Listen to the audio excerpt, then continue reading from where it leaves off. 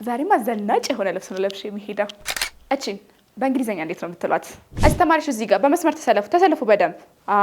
መቼም እቺን ነገር ሁላችንም ትምህርት ቤት ስንባል ነው ያደግነው። ግን በእንግሊዘኛ እንዴት ነው የምንላት?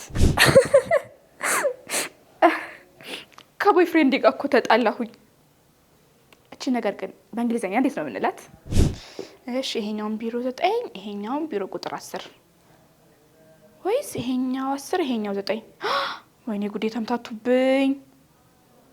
ይሄን ነገር እንዴት ነው በእንግሊዘኛ የምንለው? እነዚህንና የመሳሰሉትን ከአፕ ጋር የምንጠቀማቸውን ፍሬዛል ቨርቦች መማር ከፈለጋችሁ እስከ መጨረሻው አብራችን ቆዩ።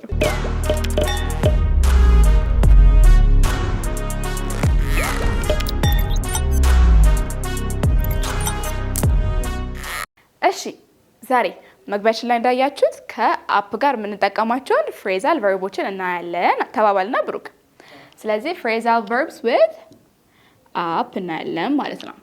እሺ የመጀመሪያው ብሩክ let's say dress up ምን ማለት ይመስልካል ብሩክ?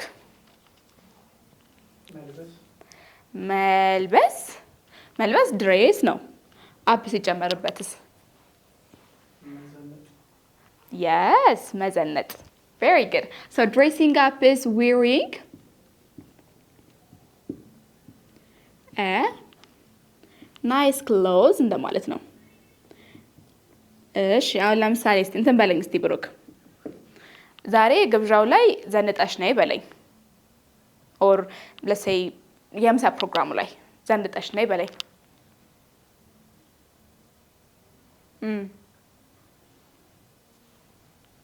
እንዴት ትለኛለህ መሰለክ? you should dress up for the lunch ካልከኝ ለምሳ ዘንጣሽ ነይ ያልከኝ ነው ማለት ነው። so dressing up basically መዘነጥ ወር ደግሞ አሪፍ ልብስ መልበስ ማለት ነው። ግልጽ ነው ብሩክ? እስቲ ሌላ ኤግዛምፕል ስጠኝ። እሺ ወይ ደግሞ እንደዚህ በለኝ፣ እሷ ሁሌ ቢሮ ስመጣ በቃ ዘንጣ ነው የምትመጣው ማለት ስፈልግ she always dress up for work ትላለህ ማለት ነው። she always dress up for work which means በቃ እሷ ሁሌ ዘንጣ ነው ቢሮ የምትመጣው ያልከኝ ነው ማለት ነው። ስለዚህ dressing up wearing something nice or በአማርኛው መዘነጥ የምንላትም ማለት ነው። ግልጽ ነው? እሺ ቀጥለን ደግሞ ምን እናያለን መሰለክ? cheer up የምትል እንስቲ cheer up ማለት ይመስላል ብሩክ?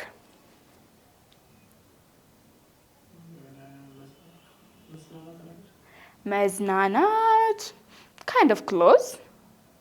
cheer up basically means እንዴት ነው መሰለክ? becoming happier ነው በቃ becoming happier like በጣም መደሰት እንደማለት ነው። እስቲ አሁን ዝም ብለሽ ተደሰቺ በቃ በለኝ እስቲ። cheer up ትለኛለህ። መጥፎ ቀናቶች ያልፋሉ ተደሰቺ ስትለኝስ? the bad days will pass. cheer up ትለኛለህ ማለት ነው። በቃ መጥፎ ቀናቶች ያልፋሉ ፈታ ቤት ተደሰች በቃ ትላለህ ማለት ነው። እሺ አሁን ደግሞ እንደዚህ በለኝ እስቲ ብሩክ፣ እናቷ ከሞተች በኋላ መደሰት አልቻለችም በለኝ እስቲ። እሺ she can't cheer up after her mom passed away እንላለን ማለት ነው። passed away ስንል ምን ማለት እንደሆነ ገብቶካል ብሩክ? ምን ማለት ነው? ማረፍ እንደማለት ነው። ስለዚህ እናቷ ከሞተች በኋላ በቃ አልተጽናናችም፣ መደሰት አልቻለችም ስንል ሺ ካንት ቺር አፕ አፍተር ሄር ማም ዳይድ ኦር አፍተር ሄር ማም ፓስድ አዌይ እንላለን ማለት ነው። ስለዚህ ቺር አፕ ቢካሚንግ ሃፒየር በቃ ይበልጥ መደሰት፣ መፍለቅለቅ የሚባለው አለ አይደል? እንደዛ እንደማለት ነው። ግልጽ ነው? እሺ ሶስተኛ ላይ የምናየው ደግሞ ሂት አፕ የሚል ነው። ሂት አፕ ቤዚካሊ ላይክ ኢን ዲፍረንት ኮንዲሽን ዲፍረንት ሚኒንጎች ሊኖሩት ይችላሉ። ስፔሻሊ ሁለት ትልልቅ ሚኒንጎች ሊኖሩት ይችላሉ። ከዛ ምን እናደርጋለን መሰለ ብሩክ፣ ሁለት ኤግዛምፕሎችን እሰጥክና ከዛ የትኛው ምን ማለት እንደሆነ የትኛው ምን ማለት እንደሆነ ትነግረኛለህ ማለት ነው። ዲል ኦኬ። ሶ ፎር ዘ ኤግዛምፕል የመጀመሪያው let's say let me heat up the food for you. The food for you, it's cold. It's cold ካልኩ ከዛ ደግሞ oh the game is heating up is heating up. እሺ እነዚህ ሁለት ኤግዛምፕሎች የሂት አፕ የተለያየ ሁለት ሚኒንጎች ሰጡናል ብሩክ። እስቲ መጀመሪያ ሌት ሚ ሂት አፕ ዘ ፉድ ፎር ዩ ኢትስ ኮልድ ስልክ ምን እያልኩ ነው? ላሞቅልህ። ስለዚህ ምን ማለት ነው? የመጀመሪያው ሜክ ሳምቲንግ ዋርመር ይሆናል ማለት ነው። እሺ ይሄኛውስ the game is heating up ስልክ የስ። ስለዚህ እሷን ቃል በእንግሊዝኛ ምን እንደምናልክ ታውቃለህ? ኢንቴንስ እንላለን። ሶ ዌን ሳምቲንግ ኢዝ ኢንቴንስ ኢትስ ሂቲንግ አፕ እንላለን ማለት ነው። ስለዚህ ሂት አፕ ሁለት የተለያዩ ሚኒንጎች ሊኖሩት ይችላሉ ማለት ነው። መጀመሪያው ሜኪንግ ሳምቲንግ ዋርመር፣ ሁለተኛው ደግሞ የሆነ ኢንቴንስ የሆነ የተጧጧፈ ነገር ሲኖር፣ አሁን ለምሳሌ እዚህ ጋር the game is heating up ስልክ ላይክ በጣም በቃ ጨዋታው በጣም እየተጧጧፈ ነው፣ በቃ እየደራ ነው ስንላል አይደል? እንደሱ ማለት ነው። can you give me more example Brooke?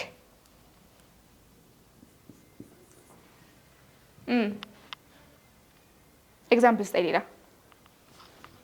በፈለግኩ ከአንደኛውም ከሁለተኛውም አድርገህ። እሺ ለምን እንደዚህ አትለኝም? ቡናውን አሙቅልኝ በለኝ እስቲ።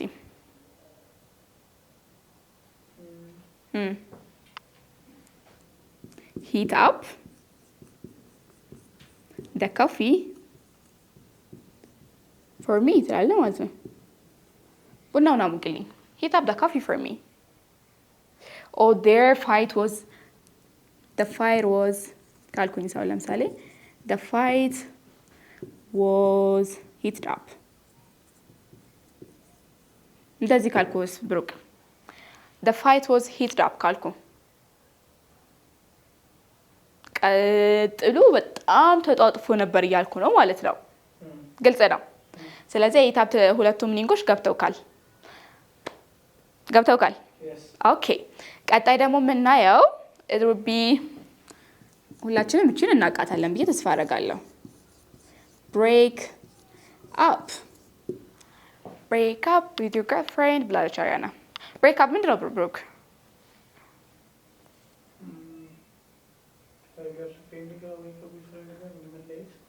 yes። ስለዚህ ምን እንላታለን እቺን በእንግሊዘኛ? ending a relationship እንላለን ማለት ነው።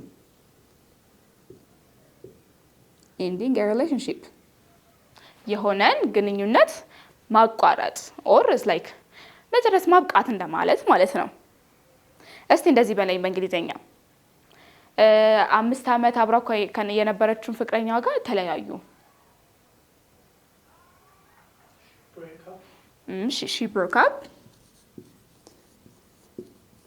she broke up with her 5 years boyfriend.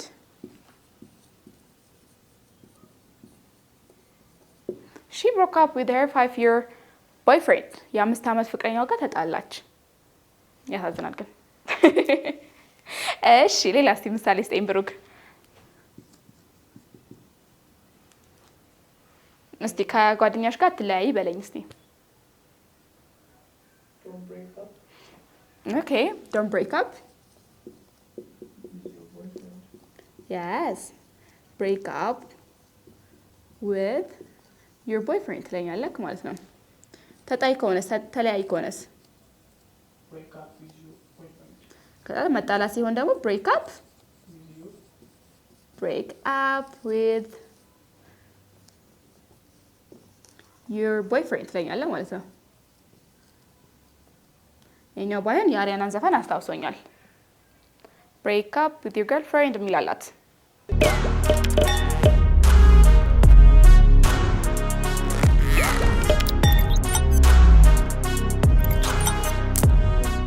አምስተኛ ነው ደግሞ የምናየው ክሮፕ አፕ የሚል ነው። ብሩክ ክሮፕ አፕ ምን ይመስልሃል?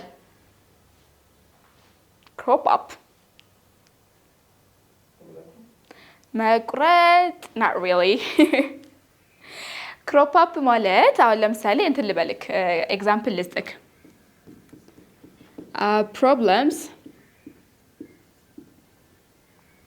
crop up when you don't expect them ካልኩ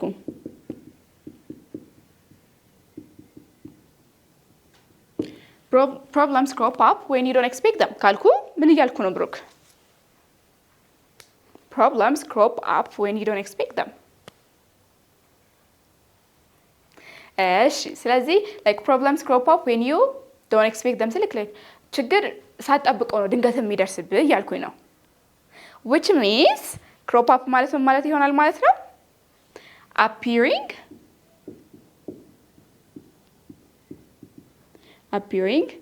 suddenly ይሆናል ማለት ነው። በድንገት የሆነ ነገር ሲያጋጥመን ሳናስበው በድንገት የሆነ ነገር ሲፈጠር crop up እንላለን ማለት ነው። Can you give me another example, Break? እሺ እንደዚህ ካልኩኝስ she cropped up out of nowhere. she cropped up out of nowhere ካልኩኝስ ምን ያልኩ ነው ብሩክ? she cropped up out of nowhere በቃ በድንገት ነው ከተፍ ያለችብን። በድንገት ነው በቃ የመጣችው ሳናያት ነው የመጣችው። በቃ ምን ነው ነገር አለ አይደል? crop up በቃ appearing something is appearing ሳንጠብቀው ማለት ነው። እንደዚህ ካልኩኝስ the opportunity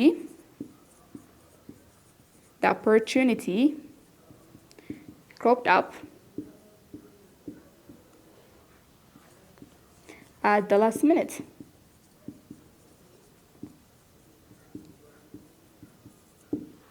ካልኩኝስ እድሉ ላይክ በቃ ባለቀ ሰዓት ነው የተገኘው። ላይክ ባለቀው ሰዓት ነው በቃ ሳንጠብቀው ይመጣልን ማለት ስንፈልግ the opportunity cropped up at the last minute እንላለን ማለት ነው። ግልጽ ነው? እሺ ስድስተኛ ላይ ቀጥለን የምናየው ደግሞ ላይን አፕ የሚለውን ነው። ላይን አፕ ምን ማለት ይመስልካል ብሩክ? ቺ በቃ በልጅነታችን እንደ ጉድ ነው ስንሰማት ያደግነው። በአማርኛም በእንግሊዘኛም የተቀያየረች ምን ማለት ይመስላል? ምንድን ነው ይሄ ብሩክ? አዎ ስለዚህ ምን ይሆናል መሰለክ arranging in a row ወይ ደግሞ organizingም ሊሆን ይችላል ማለት ነው። እስቲ ኤግዛምፕል ስጠኝ ብሩክ። ተማሪዎች ለጧት ይሰለፋሉ ማለት ሲፈልጋው ለምሳሌ students always line up before class እንላለን ማለት ነው። ክላስ አንገባል እንሰለፍ የነበረው በጣም ነበር ነው ሰልፍ የምጣላው ግን ድሮ ተወድ ነበር ብሩክ? it was boring እሺ ከዛ ይሄኛውን arranging in a row ለሚለው እንትን ሆነን ኤግዛምፕል ሆነን። ስለዚህ አሁን ደግሞ ለኦርጋናይዚንግ ደግሞ እንዴት ልንለው እንችላለን መሰለክ? you should line up the schedule beforehand ካልኳል። ለምሳሌ you should line up the schedule beforehand ካልኩኝስ ምን እያልኩ ነው ብሩክ?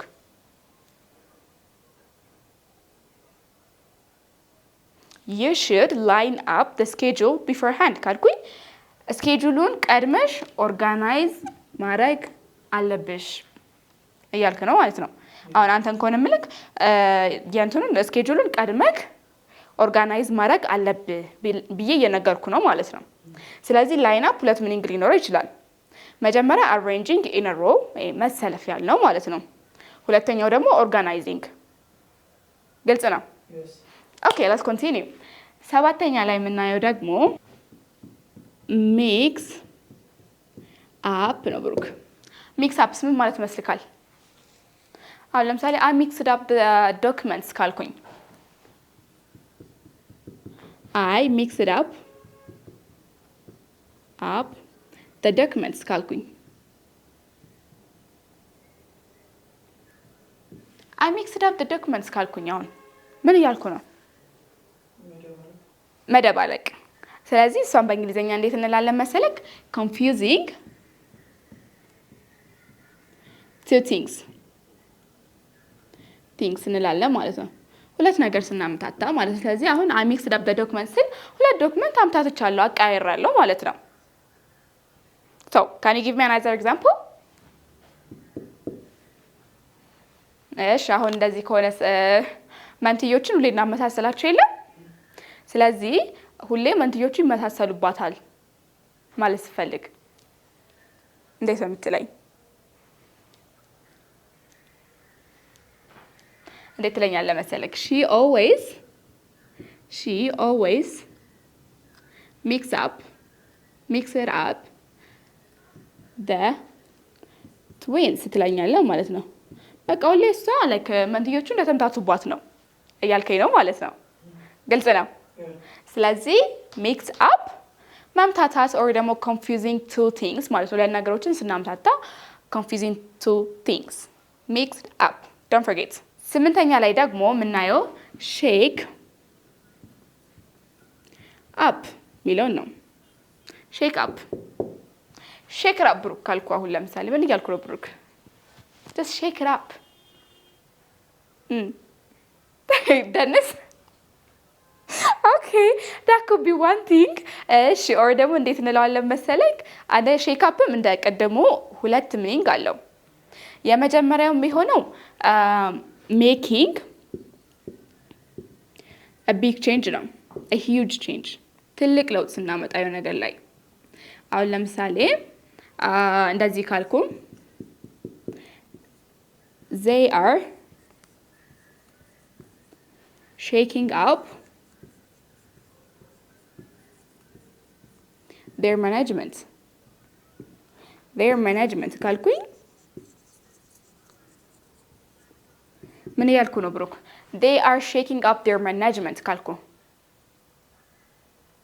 ከማናጅመንታችን እያንቀጠቀጡ ነው። በቃ በጣም ትልቅ ለውጥ እያመጡ ነው ስልክ shaking up big or huge change which means ትልቅ ለውጥ ማምጣት እንደማለት ነው። ሁለተኛው ደግሞ ምን ይሆናል መሰለክ? ይሄኛው አንደኛው ነው። ሁለተኛው ደግሞ making or disturbing someone's peace ይሆናል። disturbing someone's peace ይሆናል። እሺ አሁን ለምሳሌ የሰማችው ወሬ በጣም በቃ ላይክ ሰላሟን ነስቷታል፣ በቃ በጣም ረብሿታል ማለት ስንፈልግ እስቲ እንዴት እንለዋለን በእንግሊዘኛ ብሩክ?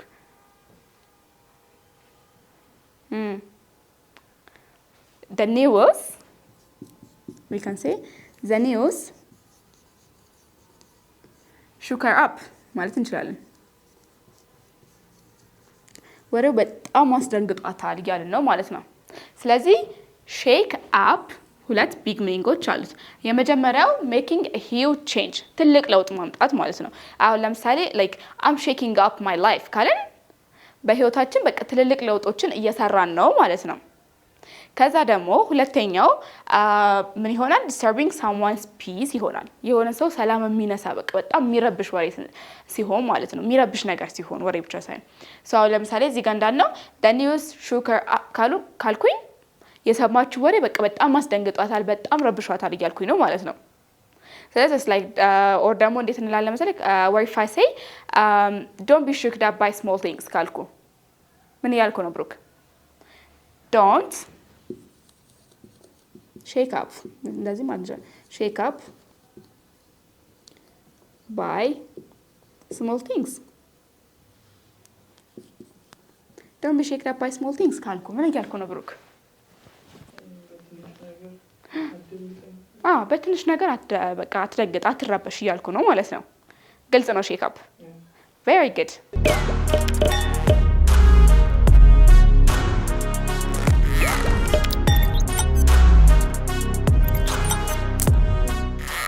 እሺ ቀጥለን 9ኛ ላይ ደግሞ የምናየው ምንድነው መሰለክ? catch up የሚል ነው። ምን ይመስላል? አሁን ብሩክ if I say for example let's catch up ካልኩ ምን እያልኩ ነው?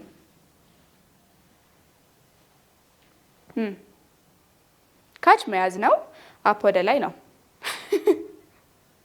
ምን እያልኩ ነው ብሩክ? I'm just trying to convince you።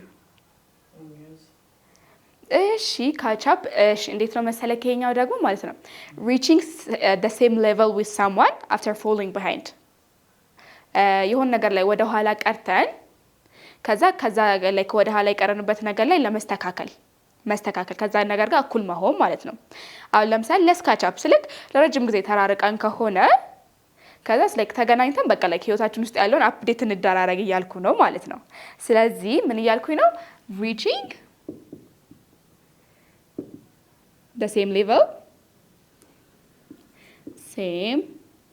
level after falling behind ማለት ነው። ስለዚህ ወደ ኋላ ከቀረን በኋላ የሆነ ነገር ላይ መድረስ እንደማለት ነው። በቃ ካቻ መድረስ ወር እኩል እንደመሆን ማለት ነው። ስለዚህ for example if I say you should catch up with your friends ካልኩ ከፍሬንዶች ጋር አፕዴት ተደራረግ በቃ እንትን ተባበል እያልኩ ነው ማለት ነው። ስለዚህ catch up reaching the same level after falling behind ማለት ነው። ግልጽ ነው?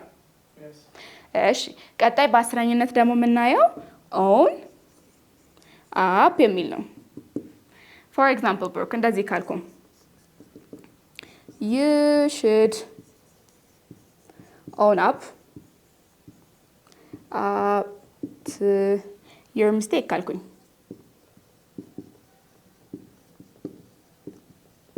you should own up to your mistake ካልኩኝ ምን እያልኩ ነው እዚህ ጋር ብሩክ?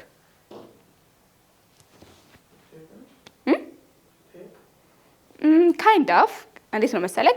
admitting a responsibility ነው። ስለዚህ እዚህ ጋር ምን እያልኩ ነው? you should own up to your mistake ስልክ ለስህተትህ ኃላፊነት መውሰድ አለብህ እያልኩኝ ነው ማለት ነው። ስለዚህ admitting responsibility ነው ማለት ነው። admitting your responsibility own up your mistake ካልኩኝ ለሚስቴክ responsibility ውሰድ እያልኩ ነው ማለት ነው። ግልጽ ነው? ስለዚህ own up taking or admitting a responsibility የሚል ሚኒንግ አለው ማለት ነው። ግልጽ ናቸው ሁላቸው? Very good. So this is it for our today's lesson and I hope you guys got a good lesson out of this. እኛ ማየት የምትፈልጉት ደግሞ አድራሻችን CMC ሚካኤል ጋስት ሞል ፊት ለፊት ለሁለታ ህንጻ 8ኛ ፍሎር ላይ እንገኛለን። ኦር ደግሞ give us a call. Bye.